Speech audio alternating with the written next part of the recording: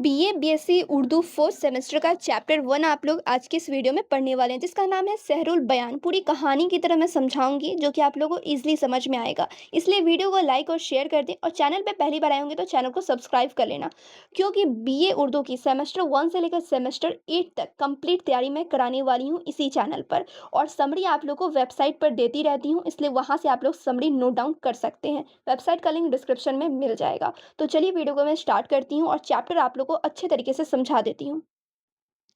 Chapter पढ़ने से पहले मरकज़ी किरदार की तरफ मैं लेकर चलती हूँ, क्योंकि मरकज़ी किरदार भी तो मालूम होना चाहिए। टोटल किरदार कितने हैं इसमें? तो टोटल 5 किरदार हैं। पहला शाह का लड़का शहज़ादा बेनज़ीर है। दूसरा जो किरदार है माहे रुख परी शहज़ादा बेनज़ीर पर फ़रिश्ता होती हैं। थर्ड है शहज़ादी बद्र मुनीर, जिनके वालिद का नाम है मसूद शाह। इनका कोई भी रोल नहीं है इस चैप्टर में, बस इनके वालिद का नाम लिखा हुआ था और इसके अलावा कोई भी रोल नहीं है। क्लियर? उसके बाद है नजमुन निसा, जो शहजादी बद्र मुनीर की सहेली होती हैं। फिर जो आखिरी किरदार है फिरोज शाह का, जो जिनों का शहजादा होता है।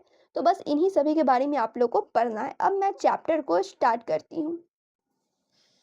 बादशाह को बड़ी ही मिन्नतों के बाद शहजादे बेनजीर जैसा खूबसूरत बेटा मिला, लेकिन नजूमियों ने 12वीं साल तक खुला आसमान न देखने की वार्निंग दी थी। लेकिन 12वीं साल की आखिरी रात शहजादा गलती से छत पर सो गया, और जो माहिर रुख परी थी, ठीक है, अब एंट्री होता है माहिर रुख परी का। जो माहिर रुख परी थी उसके हुस्न पर आशिक होकर उसे उड़ाकर परिस्तान ले गई। कहाँ उड़ाकर ले गई? तो परिस्तान ले गई। परिस्तान में दिल बहलाने के लिए शहजादा बेनज़ीर को एक जादुई घोड़ा मिलता है, जिस पर वो इधर उधर सैर किया करता था। वैसे ही वो एक दिन सैर करते हुए एक बाग में पहुंचा, जहां उसकी मुलाकात होती है शहजादी बद्र मुनीर से। अब शहजादी बद्र मुनीर की एंट्री हुई यहाँ पर। जैसे उससे मुलाकात होती है तो शहजादे बेनज़ीर को उससे मोहब्बत हो जाती है। और जब इस खुफिया मोहब्बत का माहिर रुख परी को पता चलता है तो उसे बहुत गुस्सा आता है, और वो गुस्से में शहजादा बेनज़ीर को एक कोहे काफ के अंधे कुएं में कैद कर देती है। और ये जब पता चलता है शहजादी बद्र मुनीर को, तो उनकी सहेली जो नजमुन निशा है, ठीक है, जो शहजादी बद्र मुनीर की सहेली है नजमुन निशा, वो क्या करती है? नजमुन्निसा शहजादे को ढूंढने के लिए जोगन बनकर निकलती है। जब वो जोगन बनकर निकलती है तो वो फिरोज शाह, जो जिनों का शहजादा होता है, उसे अपने गर्विदा बना लेती है। और आखिर में फिरोज शाह, जो जिनों का शहजादा है, वो अपने जिनों की मदद से बेनज़ीर को कुएं से आज़ाद कराता है। और आखिर में यहाँ पर जो बद्र मुनीर है, शहजादी बद्र मुनीर और शहजादा बेनज़ीर, दोनों की शादी हो जाती है धूमधाम से। और जो शहजादी बद्र मुनीर की सहेली है नजमुन निशा, उसकी शादी हो जाती है जिनों का शहजादा जो है फिरोज शाह, उससे। तो यहाँ पे आप लोगों को समझ में आया होगा स्टार्टिंग से लेकर आखिर में। शुरू में क्या होता है, बादशाह की काफ़ी मिन्नतों के बाद एक प्यारा सा बेटा होता है, शहजादा पैदा होता है बेनज़ीर।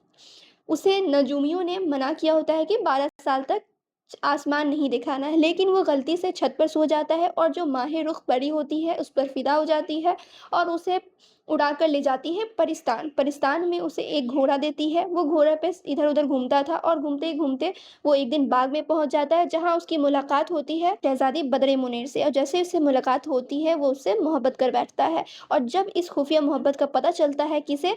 माहिर रुख परी को, तो वो क्या करती है? शहजादा को कैद कर देती है। कहाँ पर कैद करती है?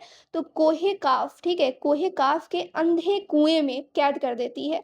जब वो कैद हो जाती है तो नजमुन निशा, जो शहजादी बद्र मुनीर की सहेली होती है, वो जोगन बनकर निकलती है शहजादा को ढूंढने के लिए। और जब वो शहजादा को ढूंढने के लिए निकलती है तो फिरोज शाह, जो जिनों का शहजादा था, तो उन दोनों की मुलाकात हो जाती है। और फिरोज शाह, जो जिनों का शहजादा था, उसे अपना गर्विदा बना लेती है। फिर आखिर में फिरोज शाह, जो जिनों का शहजादा है, वो अपने जिनों की मदद से शहजादा को कुएं से निकालता है, और शहजादा बेनज़ीर और शहजादी बद्र मुनीर, इन दोनों की शादी धूमधाम से हो जाती है। और जो नजमुन निशा है, इसकी और फिरोज शाह की शादी धूमधाम से हो जाती है। इन दोनों ही की शादी अच्छे तरीके से हो जाती है। तो बस इतना ही इस चैप्टर में आप लोग को पढ़ना था।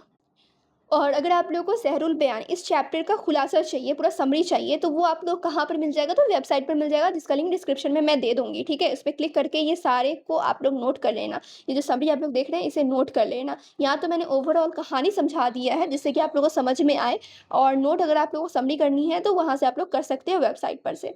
क्लियर? सेकंड चैप्टर पे आने का वेट आप लोग का। अगर आप लोगों को वीडियो पसंद आई है, तो कमेंट करके ज़रूर बताना कि जो मैंने कहानी की तरह समझाया, आप लोगों को समझ में आया या नहीं? और चैप्टर 2 भी मैं उसी तरीके से समझाऊँ या नहीं? ओके?